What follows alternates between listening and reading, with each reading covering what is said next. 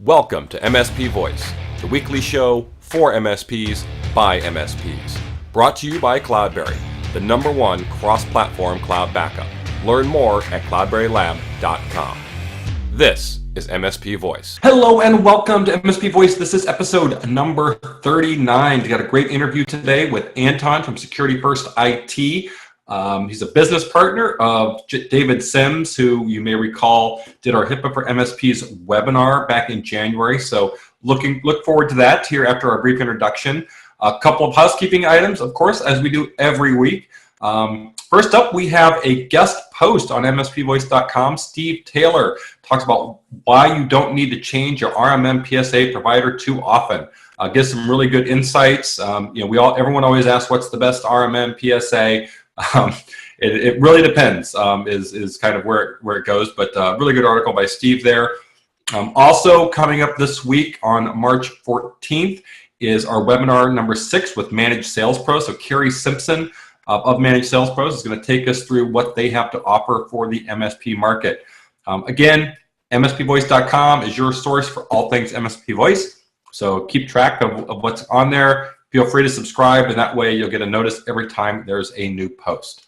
So with that being said, let's jump into our best of Reddit for this week. First off, we have someone who won his first client, but should have listened to advice here and elsewhere on charging per user instead of per computer. So this poster, signed his first client $5,000 in monthly run rate, which is our MRR, which is great. That's a lot for a first client, so very good. But it's a not-for-profit, and so he thought maybe charging per device would be better than charging per user, since they might have a lot of volunteers and those types of things, which has kind of led to an issue of the people saying, oh, well, this computer is owned by the employee, it doesn't need to be managed, or not this one. So they're crossing off all these computers and people and everything off the list. So he's kind of wondering, did he make the wrong decision in going per computer instead of per user? Lots of interesting advice here. One person says, when you really figure out what you're doing, you charge a flat fee. Then there is no crossing off items on an invoice they don't want. Don't think of it like McDonald's. It's not them placing an order, which I think is an interesting perspective. But then others point out in some of these comments, how do you adjust your rate? What happens, with inflation, those types of things. Also, is it going to be the same for 20 user office as it is for 100 user office? How do you gauge that? And so there's a really kind of interesting discussion going on here, when talking about flat rate. But essentially at the end of the day, I think we're all trying to get to that, all you can eat AYCE model. And then it's just a question of, do you do it per user or per computer? How do you price that out? And maybe it's different for some than it is for others. But some really good advice here. Definitely take a look at the thread and follow along the conversation. Next up is we have a printer question. Yes, someone actually asked a printer question in the Reddit MSP subreddit, which is kind of funny because a lot of people hate printer support. So he's saying, who are the best printer manufacturers? So he's like, I thought it'd be an interesting topic for a change compared to the usual RMM, PSA. So he's saying we aren't in the managed print game, although they are possibly interested in looking into it for a few options, but that isn't progressing fast. So they used to use Samsung, HP is great, Epson, Brother. So that's what he's tried, what other MSPs using or currently use and recommend. Of course, the discussion kind of devolves into you don't want to be in the managed print game. A lot of reasons why people point out, once you're in managed print, now you got to keep track on all the supplies, whether it's paper, toner, ink cartridges, those types of things. You have to come in and fix stuff, and it's a lot of work for a very little profit. That's kind of the theme on the managed print game and why you should go into it. Not a lot of people actually go in and say, hey, here's the best printers that we use or what we found. It really is a kind of a discussion on managed print services, yay or nay. Then, of course, if you don't do managed print services and you contract someone out to do that for you, you have to be careful for them because a lot of times they want to get into the MSP game, so you got to be careful. So a lot of fun. Printers seem to be just so much fun to deal with. Another person commented, in terms of printers, is because it's a physical device, people go up to it, they push buttons, they do things, and it breaks. It's hard to manage, all those types of things. Then of course, one person brought up the fact that my favorite printers ever, when I was managing one of the people in the computer lab in college, the HP LaserJet 4050. As he said, those were freaking tanks, and they were. We had page counts on those things over 1 million. You got students that are just constantly printing. Those things just did not break. I knew how to fix them. If something did happen, I knew how to clean them. But in general, those things were a beast. Of course, you can't find those anymore. Everything's gone to these cheaper $200 printers, inkjet, all that type of stuff. So I don't know. Are you in managed print? Do you do it? Do you contract it out? It would be interesting to hear comments on that. So moving on from printers, let's go to cybersecurity, which is kind of the focus of our guest today. But cybersecurity insurance, do you carry it? Does anyone use it? And this person really wants to know is, have you ever filed a claim? Pointing out the fact that there's some stuff that's been hitting the fan recently, with some high-level hacks that have gone in and affected every customer at some MSPs. What's your exposure, and is cybersecurity insurance really going to help? So there's a couple that talk about what they use, and some say this person here said I got $1 million coverage because he has some small doctor's offices, and HIPAA. The HIPAA fine was not covered by his errors and omissions coverage. So that's something else to think about. If you have HIPAA customers, do you need extra insurance above your errors and omissions because it's HIPAA? So that's kind of an interesting point. But others say they do have it, and then they kind of say, hey, here's who I use. I've read through pretty much all of the comments. I did not see anyone saying that they've had to file a claim and that it worked. So a lot of people have it, but they don't necessarily, they haven't had to use it or file a claim. So I guess take it as it will be. There's others that point out if you do get it, that the insurance company may come and actually do an audit. Check that the password policies and all these different types of things. So always be prepared for an audit from an insurance purpose. If they're covering you, they want to make sure that you're following their guidelines. Read the fine print, all those fun things. But hey, if you are using it, or if you've ever filed a claim, feel free to jump in on this thread and let them know. And finally, content filtering for education. So this MSP has, if you read through the comments, you'll find out is based in the UK.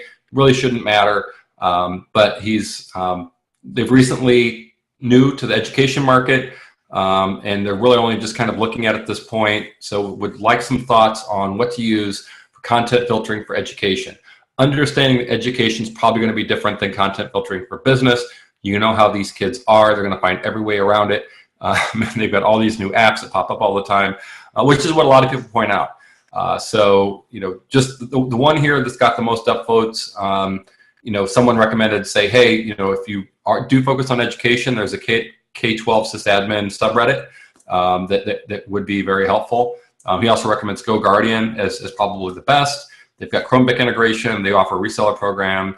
They also have a good classroom management product if you need it. But then he says, keep in mind a couple of caveats, and I thought these were good. You might need features the usual business stuff doesn't have, like suicide detection, very important. Your quote customers will try to circumvent the technology all the friggin' time. So, and the school can be liable if they succeed. So that's something to think about. Emergent apps will mess up the school's day. So some content categories should be reported on, even if they aren't blocked. If there's a student Wi-Fi network, make sure you are reading the logs and can inform the school of new anonymous local bullying app, yik yak, those types of things. And if a teacher requests a site, it probably needs to be done yesterday, because they'll never notify you earlier than when they tell a student to use the site in their lesson and the student tells them it is blocked. So basically, if the teacher says, go to this site, the student goes, it's blocked. You need to work with the teachers, make sure that they understand that, hey, check this stuff before you assign it, so that it's not blocked. Just some really good advice on that. And then others kind of go in and talk about some other types of things. It's kind of, is it good enough just to kind of do proxy based and instead of device based? Again, it's going to depend on the Wi-Fi network, what they use, how they use it. Do you really need to put it on the actual endpoints and those types of things?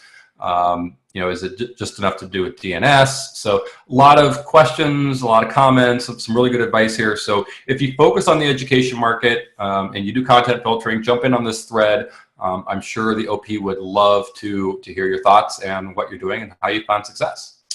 So with that being said, I am now going to turn it over to our interview. Again, this is Anton Kioroglo. I met him last week at the Sales and Marketing Bootcamp. Yes, I was in Nashville all week for that. Back home now. It was cold there. I'm happy to be home. But anyway, Anton, Security First IT, some great stuff. Take a listen, and I'll talk to you next week. Hello and welcome. Today, I'm excited to be joined by Anton Kioroglo. I think I got that right. I know we practiced it beforehand, so I hope I got the last name right. But Anton, you're with Security First IT, MSP out of the Charlotte area, business partner with David Sims, who is also part of HIPAA for MSPs, who we did a webinar with a couple months ago, or about a month or so ago. Met you last week at the Robin Robbins conference. So Anton, great to have you on. Yeah, thanks for having me on, Doug. Love it. Love being here. So tell us a little bit about your business, what Security First IT is up to. Sure. So Security First IT is a little more on the MSSP side than the MSP side. We focus some more on security, like the name suggests. Yep. But other than that, we love the channel and we love Robin Robbins. So did you jump right into MSSP, or did you guys kind of do managed service before and then maybe change your name? How did you get that ball rolling? So that was kind of an interesting development. So when I started the business, I started it by myself, and it was PowerKey IT Solutions. Okay. And PowerKey we went directly into MSP, and then we also did custom software development for small businesses with database management needs. And then along the way, I became a customer of HIPAA for MSPs, and then I got to know David Sims, found out that he didn't live too far from me, hung out for a little bit, and then as we started to get to know each other more, it just made sense that we would join forces. And so David had an MSP at the time as well. Okay. And so we put the two together, and we very quickly figured out that we wanted to be more in the security space than anything. So that's where Security First IT was born. Okay, yeah, that's great. I mean, it's basically two MSPs saying, hey, you like each other, whatever, and decided to combine your business and go off in that direction. So that's a great story. Definitely, one of the first that I've talked to where it's just kind of, hey, let's merge together and do that. So that's great. What about you personally? Did you before you started the MSP, did you have a career in IT first? Technical background. What was how about that? I did. I worked on the side. I worked for another VAR, and we worked with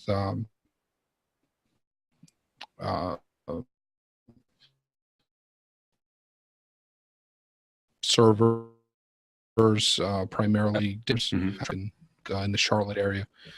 And then I decided, I wanted to do more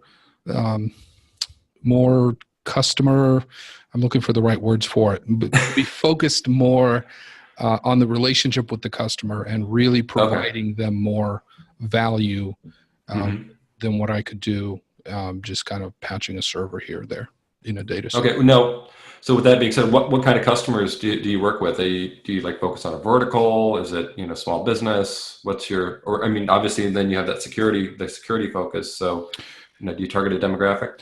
So we focus primarily on medical.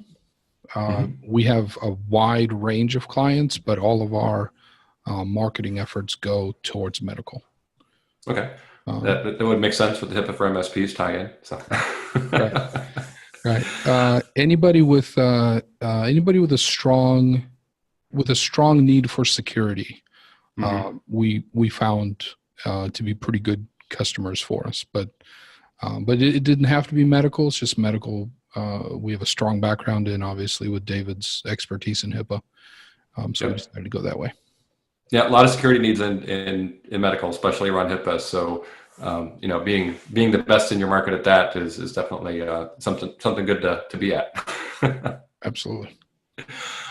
So, when you think about the software that you use to run your business, do you kind of, have you standardized on a stack that all your customers say you have to use this stack of software, or do you kind of come in, assess what they have, work with what they have, but maybe kind of transition them over time and into a standardized set? So we don't force anything to the client, but we strongly encourage them towards the stack that we prefer. And so some clients say, we trust you completely, so just tell us where to go as long as it makes financial sense. And then others will say, no, we are absolutely in love with our tape drives, and we charge them extra. Yeah, as you should. Yeah. So what does, for an MSSP, what would you consider your standard stack? What does that look like? If you don't mind, what software are you using? No, not at all. So in my eyes, the thing that differentiates an MSP from an MSSP is a stronger focus on security, not only as a provider. In other words, not only do we sell more security software, but we also do more security as a company. So we provide user training. So our staff, so myself or David, for example, will go out and we'll train another company's staff on an aspect of the security for their company, maybe phishing or whatever. Click this, don't click that. Yeah, that's right. So that's a big one. The other side of that is obviously the software stack. So everybody that focuses on security considers going towards like next generation antivirus or next generation firewalls, and that's a great start. What we do is we pile on a few other layers. For example, Huntress. Okay. We like Huntress. I find that a lot of people don't understand exactly what Huntress does as a vendor, but if you understand them, what they do, they're great. There's a lot of people buy into it and seem to think that they do something different. Okay. Great. Now, you mentioned that, I was asking about verticals. You said all your advertising goes to medical. So how are you doing that? How do you advertise? Are you, standing on the corner holding a sign? Are you got billboards? How's that work? Well, my mascot days are over. So I don't walk out, you're not spinning the arrow out in the street corner? No street arrows. But we try to be where our customers are. So if there's a medical event in the Charlotte area, we try to go to that event. We try to. When we were a little bit smaller and maybe we didn't have the funding to pay for an event like that, we would go to all the chamber events that we could. We would B&I kind of groups like that are great for smaller IT companies. So we focus a lot of effort there. But I think as we expand a little more, we needed more of a program, something like what Robin Robbins provides. There are others out there that are pretty decent. This was just the one that we settled on that we like quite a bit. And so we follow her setup as much as we can. Okay. Yeah. And like you said, trade shows, right? I mean, we met at a trade show last week. Right. That's right. I was there trying to get customers, just like you go to the medical events, like you said, in the Charlotte area to advertise your services as well. So it's kind of. Yeah. It's a grind. It's a grind. People don't appreciate how difficult trade shows can be. Long hours and a lot of grouchy people coming up to you. Yeah, yeah. But some, some people are happy, some people are grouchy. You just got to take the good with the bad. Um, so thinking about how you got into business and, what you've, and your journey thus far, for someone out there who's just kind of maybe looking to get started in this business, whether it's managed services or managed security services, what's your advice? Anything you've learned along the way that if you could turn back time and, say, hey, if I would have done this different or that different, it would have been better. I think one thing that we did very well is that we very quickly niched down. So we weren't willing to be the provider for everybody. Okay. Even before David and I joined forces, and it was just my first company, we focused on companies that needed strong database management. So it wasn't necessarily a vertical like medical, but anybody that needed a lot of database management, like a lot of online retailers that carry big inventory, kind of a thing. So we went that way, and that really helped us because it allowed us to come in as an expert as opposed to we do everything. Yeah. And so I found that helps a lot. The other side of that is we invested in tools early on. So so we, for example, we use Cloudberry.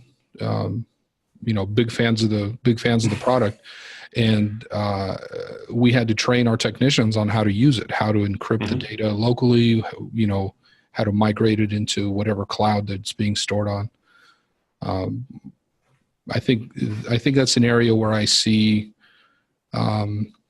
newer companies or newer startups not being willing to go. They're not willing to commit to a specific vendor and train on a specific tool set. They sort of try to migrate from one to another, and that hurts in the long run. Yeah. Yeah, but the other thing too, I think, just getting into business, we saw it last week in the expo area, right? There's so many vendors out there. To try to think you've made the right choice, when you're just starting out, I think can be overwhelming for some folks because they think they know everything they need, but then you've got budget that plays into it. If you're just starting out, you may not have a lot of capital, so you got to invest in what you can afford. So. I agree. You should definitely, try to standardize as soon as you can. But I know it can be difficult for some of those business owners out there to be able to do that. Yeah, standardization really brings your cost down because if I know how to support that product, I can support it in minutes instead of hours. Yeah. Oh, definitely. Yeah. So if we come in and they have a backup service or a backup device that we're not accustomed to. It is not included in our monthly pricing. It becomes a standalone product that we bill for hourly when we have to support it, or they come over to our product, which is then included. Okay. That makes sense. So that way they can keep the tape drives. So you understand you've been doing the services for a while now. What's your favorite part? What do you really enjoy about this business, this industry? Probably the thing I love most about the MSP community is the community itself. We've been through ASCII, we've been through Robin's program. I think there's another conference that I like. It's called I think it's MSP World. I think they have a couple of those. Or a Datto conference or something like that. The people that you meet there are just phenomenal techs, phenomenal people. They're almost everybody I meet, I want to get to know, on a personal level, and I have no objections, sharing as much information with them as I can. And I find the same with those people. They ask me a question, I answer it, and I don't have any. There's no secret sauce to this industry. Nobody's holding back, and there's people like that, but every once in a while you get one of those. But that's one thing I've noticed too. From a community perspective, especially in the Facebook groups and on Reddit, you know, if you ask a question, you might get one or two smart ass answers, but most people are going to be genuinely helpful and try and point you in the right direction. Well, everybody has a bad day. Yeah. So just try not to hold it against the, you know, the one guy that's being a grouch that's pissing in everybody's cereal. So that's one of the things you love about. What's one of the things you don't necessarily like about managed services? You know, the one thing I wish this industry had was more of a standardization of services. I wish that there was a way where we can say we are a level 1 provider, we're a level 2 provider, something along those lines where you could more easily go into a marketplace and say, if you're looking for level 2 MSP providers, here we are. Mm-hmm. But no such thing exists, and I don't know if it can. And I'm not a huge fan of government regulation, but that's where government regulation might help. You might say, you know, today you might say we're SOC 2 compliant. Well, that helps a little bit. Yeah, I mean, but then there's, you know, you talk about, you know, there's the government that could control it, which, you know, that has its own issues. But what about like if there were a private industry group that said, hey, you know, we're going to become the governing body for certifications for MSPs or MSSPs, you know, and, you know, you'd have to pass tests or do whatever. I mean, it's, you know, it's no different than like getting your Cisco certification, you know, different certifications, you know, but, you know, I can see, you know, where companies provide that, but, you know, having it kind of a governing body over the managed services or managed security services might be a little bit more difficult. Yeah. Schools might be a way to do that, mm-hmm. but they have a disadvantage in that schools tend to be behind the times. Exactly. Yeah. So, I mean, if you go into a university and you come out with a BS in computer science, it's not worth much at the time that you come out. If you haven't studied in the area while you were studying and really learning where the tech is. Yeah. And we see that when we hire technicians all the time. They come in with the, you know, oh, I have my CCNA. Well, you still don't know how to configure a router. You know, you learned on Cisco version 12, we're on 97. Yeah. It's like, you know, I was computer science major in college, you know, and you know, Pascal was the main language that we were using, and, you know, get out of college. And I ended up being a Lotus Notes guy. Which didn't follow any programming logic whatsoever. So, but you know, you at least, you know, you get the basics. So I understand, you know, programming basics, but since college, I haven't written a line of code. So just where your career takes you. Yeah. Yeah. It's, I mean, school is great. I mean, if you don't have anything, if you don't have a goal to try and achieve, and you're kind of like, what am I going to do with my life? Go to school. Yeah.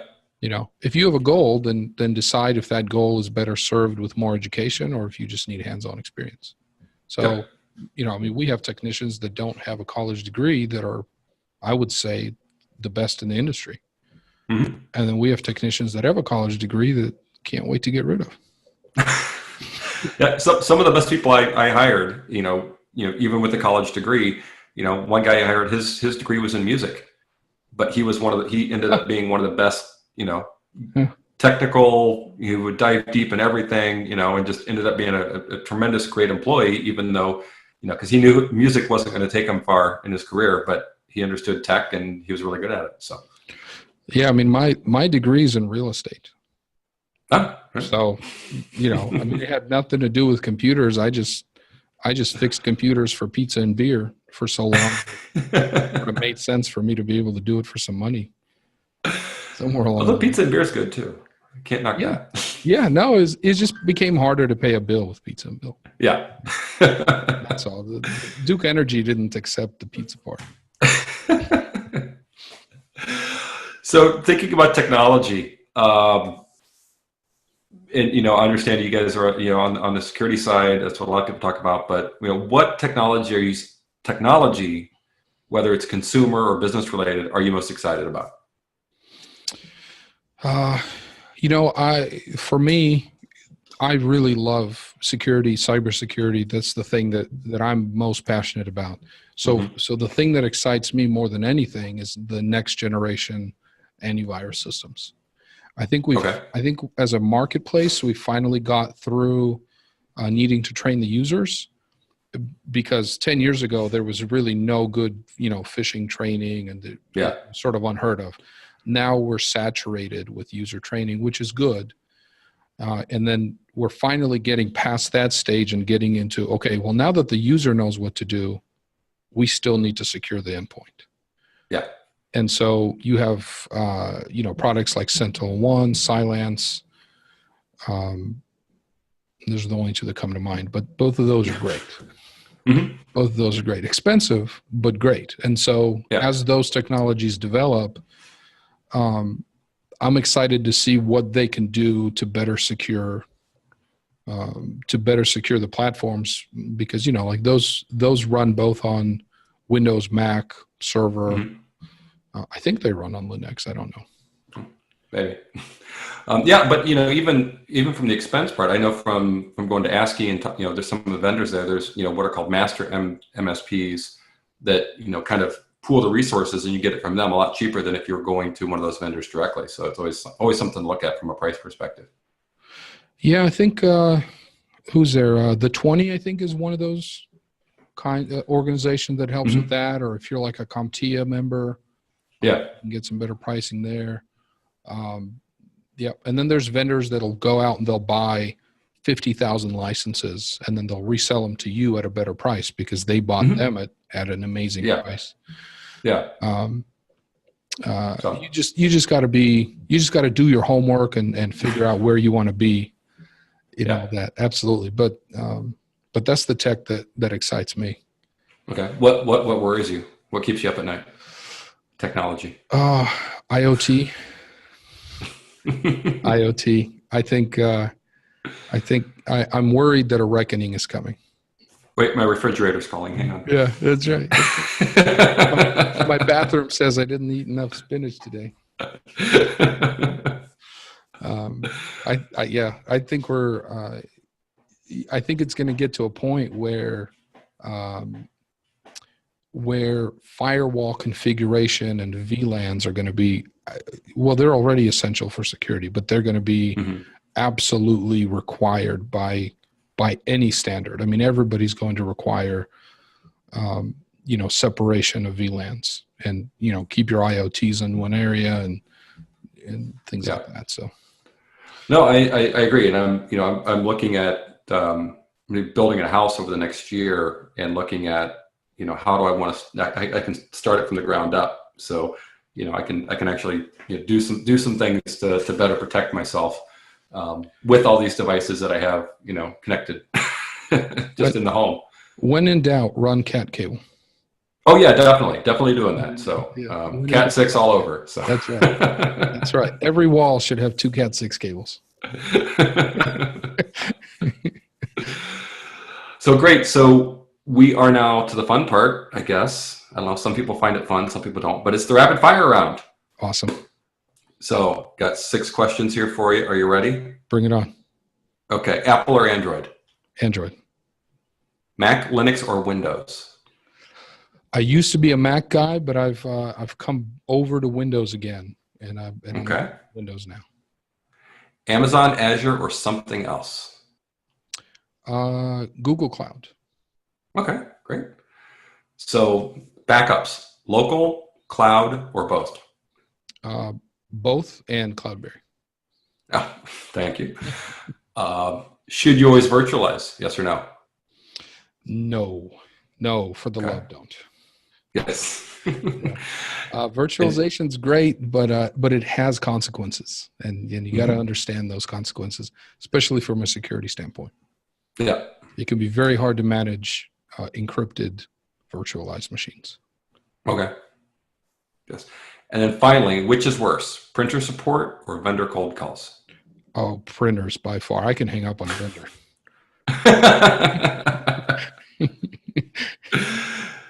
Yeah, well, and you need to secure those printers too, right? I mean, that's just another device connected, and another attack vector. Nobody ever changes the admin password. If you want into an organization, you just type in admin. Yeah. Yeah. Well, and I've seen too, there's, hacks that involve, because they're connected to the phone line. Some of them are fax machines too. And then that's another attack vector that you didn't even think about. And then they can get in through the fax, and then they can get into the network, and now they're, everywhere. So did you see, it was last year, but I don't remember when, did you see the casino in Vegas that was hacked? I can't remember that. I can't remember the casino, but they were hacked because of an IoT attack where the fish tank had a pump that was installed by one of the vendors, and he connected it to the Wi-Fi.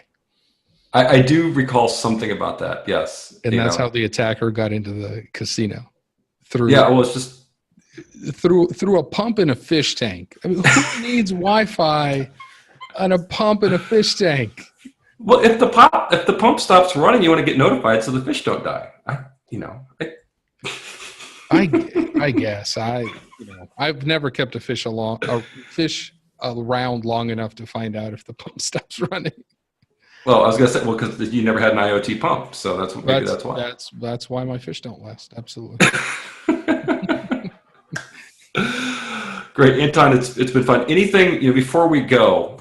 Any other bits of wisdom to impart to our listeners? Anything else you'd like to let them know about? I'll leave you with this. Wisdom comes with old age, and sometimes old age comes alone. Okay. Very, very insightful. It's been great chatting with you. I really appreciate you being on. Like I said, it was great meeting you last week in Nashville. Even though it was bitterly cold, we survived, and we're back in the warmth now. So yes. Thank you very much. Thanks, Doug. All right. Have a good one. Bye.